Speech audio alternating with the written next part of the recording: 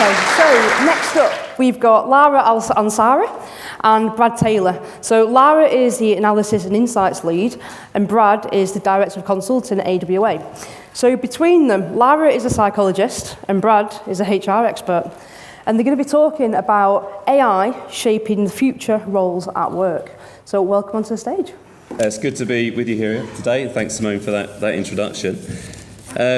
So we are with AWA, Advanced Workplace Associates, and what we wanted to talk a bit about today was a study that we've been doing with an organisation looking into the impact of AI on job roles. But just a tiny bit about who we are at first and why we're doing this. So we are a consultancy that works with organisations looking at workplace experience and the impact of people, how we help people transition to new ways of working, and most recently, more hybrid ways of working. So we span that sort of space there, looking at the psychology of humans and space. At AWA, we're human-centred and results-driven, using tried and tested science to guide and inform the work that we do. We're completely independent, championing the diversity of thought without any constraining influences, which enables us to innovate and catalyse meaningful change.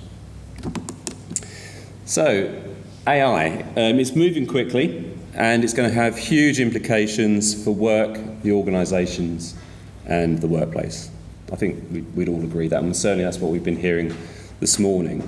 And so as I said earlier on, what we're particularly interested about here is, well, what's the impact on people's job roles, and how people thinking about this, and how organisations starting to think about this, and what sort of things should they be doing to prepare people for AI and the implications that they'll have on work. And then how do we help organisations change and shift and adapt to take this into account?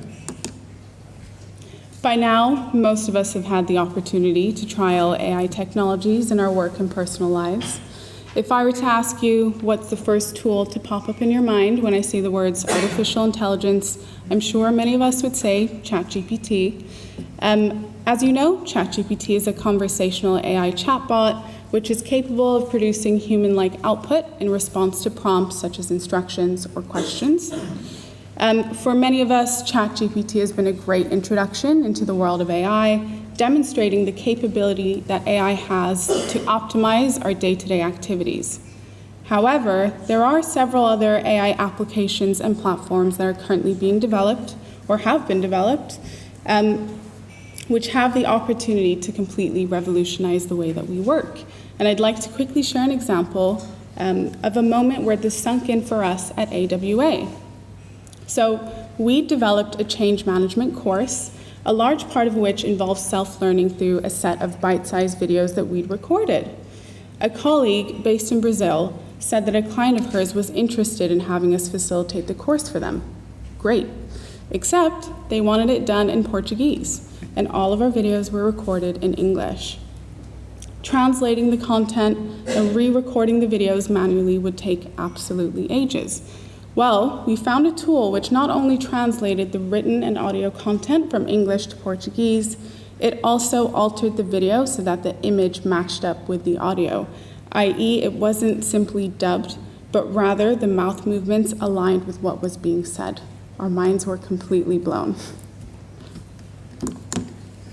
So when we look at AI, there are sort of 5 key technologies that we're particularly exploring when we think about the impact that will have on work.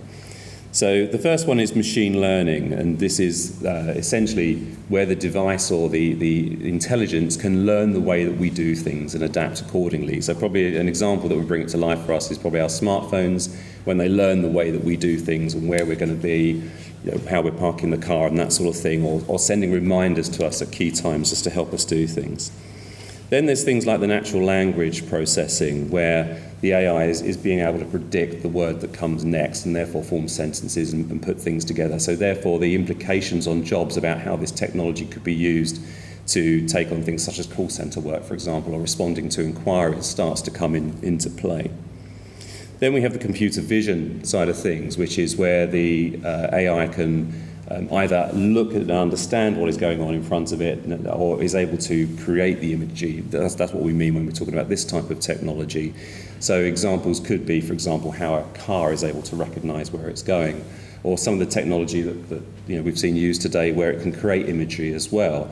And you may have seen just recently there's an organisation, I think it's called Soros, that's now part of the ChatGPT group, which can actually now create video as well. So video can now be created that looks realistic, but everything within it is artificial, is completely made up.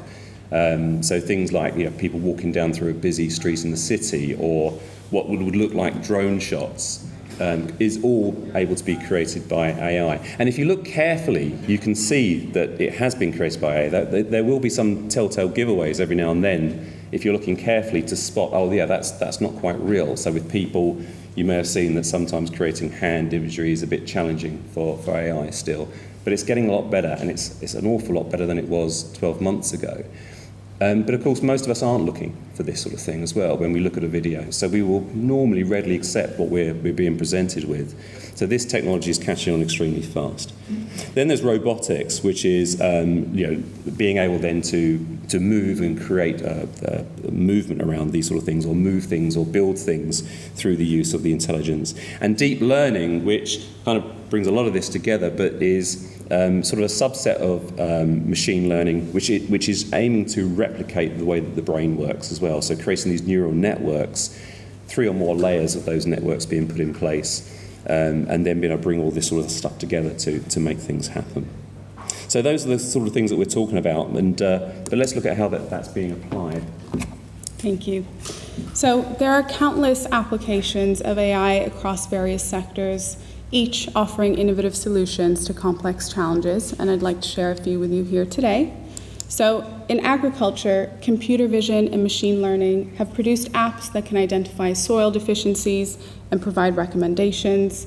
AI also informs what is known as precision agriculture, whereby farmers can use AI to predict forecasts, analyze historical data, and determine the best crops to grow.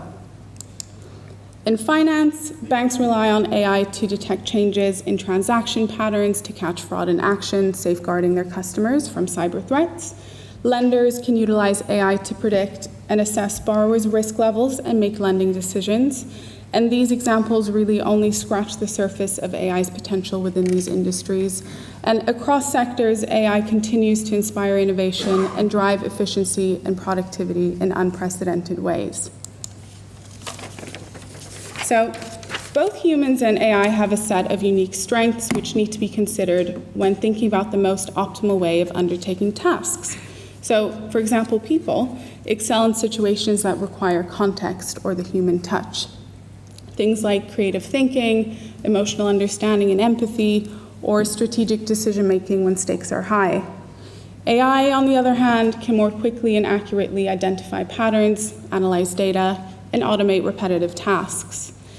At the intersection between the two, we see humans interpreting and validating AI-generated insights and predictions, utilizing our expertise to enhance AI output.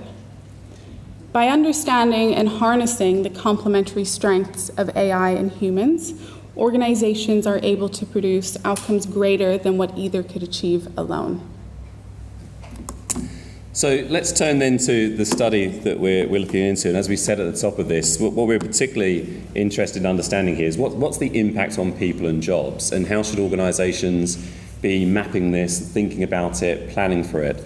And so therefore our study excuse me, is looking at how we understand the context of these things. So we have numerous clients that we work with, and we've approached some of these clients and said, look, we're interested in doing a study. Would you be interested in being a guinea pig, working with us, so that we can share the results together and understand the implications that this might have on your roles. And also in doing that, we can understand how do managers and leaders react to when we start talking about these things. Do they sort of embrace the discussions and want to talk about it? When we're bringing people in, how do we handle the conversations with someone that says, okay, we're interested in understanding the impact of AI on your role, without them immediately going into a panic and thinking this is the end of their job? Because we think actually there's many outcomes potentially that we can gain from AI working with organisations. So That's what we're looking to do. The questions that we are seeking to answer, first of all, what will be the impact of AI on someone's job? So in terms of outcomes, the capacity, the effectiveness, the efficiency of their roles and their ability to innovate. So what impact will this have? And then because of that, what will the implications be for the functions or the teams within which people work and that these jobs exist? And because of that, how many people might be needed in these roles in the future? And because of that, what will be the need on the types of skills that they have? How do we help people develop the skills that they might need to have to work effectively with AI, given that some of their existing skills now may be transferred over to use of AI, but new needs for their job may be opened up instead? Well, how do we help them get those skills to use those sort of things effectively? Could it possibly lead to the convergence of particular jobs as well, so that as organisations look to be more efficient and effective, they start bringing certain jobs together, and that releases the need for skills elsewhere or has an impact on the number of roles that are required to do those things. What are the new skills that we don't even know about at the moment that people may need to be able to work in these environments in the future? Because again, when we're looking at this, what we're trying to do is look more broadly. So it's not just the impact of AI, but we have people now that are working in a much more hybrid way. Organisations are grappling with, well, how much space do we need in the first place? And then if AI comes in, what impact is that going to have on how much space we need and the way that people are working and need to use that sort of space? And then stepping back, what's the profile of the types of leaders that are required in the organisation to lead these new types of environments where people are working in this new way and AI is now playing a role in the output of work? And then because of that, what's the impact on culture? And is there an ideal type of organisational culture that will help foster effective work between AI and humans in the workplace? And taking all of that into account, then our final piece of this study will be, okay, so what's the blueprint to help organisations prepare for this and roll this out seamlessly across organisations? So in order to assess the potential impact of AI on jobs and functions, we developed a short, easy-to-fill-in survey that explores 8 key factors. The first factor looks at how much of your job involves doing the same things over and over again versus that more complex thinking and problem solving. Next is the predictability of work tasks. To what extent can you predict what you'll be doing each day? The third factor is the degree to which human judgment is required. Do you often make important decisions which have wide-ranging impacts? Will context need to be considered in order to make those decisions? Next, we have the level of emotional intelligence required. Does your job involve understanding and managing the emotions of others, like dealing with customers and colleagues? Our fifth factor is data collection and processing. How much information do you deal with, and how much of that needs to be organized or analyzed? The next factor is the amount of manual work.